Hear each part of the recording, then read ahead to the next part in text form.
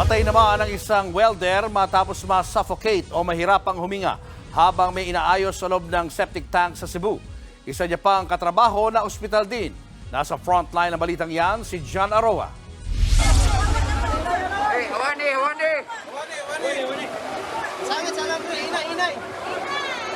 Tulong-tulong ang mga residenteng ito para sagipin ang dalawang welder mula sa isang septic tank ng palengke sa Dumanhog, Cebu kahapon. Nawalan daw ng malay sina Markel Inigo at Jerome Renilio matapos mahirapang huminga habang nagwe-welding sa loob ng Poso Negro na 7 talampakan ng lalim. Agad silang isinugod sa ospital pero idineklarang dead on arrival sa paggamutan si Markel, 28 anyos. Acute respiratory distress secondary to toxic inhalation injury ang ikinamatay ng biktima. Sa ngayon, inaalam pa ng mga otoridad kung anong klaseng chemical ang nalanghap nila. Pero base sa investigasyon ng mga pulis, posibleng hindi sinunod ng dalawang welder ang tamang proseso sa pagpasok sa septic tank. Na before ka bababa sa septic tank is that kailangan mo siya i-ventilate then i-vacuum para ang mga chemicals is lumabas.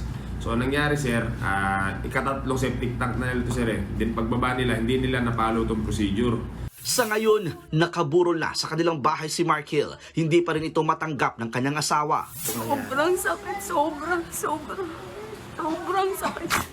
Nung makita mo lang anak mo, sabi niya, Pa, wag mo kaming iwan pa. Pagkasakit na yung bilang isang ina. Maranasan ng anak ko yung ganyan. Hindi rin niya maiwasang sisihin ng kumpanya dahil sa kawalan daw ng safety gear para sa asawa at kasama sa trabaho. Wala raw blower na ibinigay sa mga empleyado para sa daluyan ng hangin mula sa septic tank. Sila pa kaya nung niblame ng company kasi hindi na inon yung blower. Pero sa totoo, wala silang dalang blower. Nilagay na lang ng blower pagkatapos nirescue na yung asawa ko.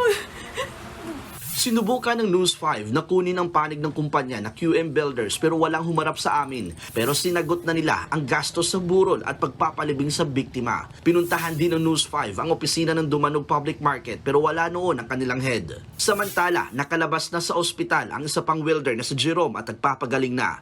Itinigil muna ang paggawa ng septic tank at kinordonan na rin ang lugar. Nangako naman ang lokal na pamahalaan ng tulong sa pamilya ng biktima. Nagbabalita mula sa frontline, John Arua, News 5. Mga kapatid, Julius Babaw po. Iba na ang may alam at may pakialam sa panahon ngayon.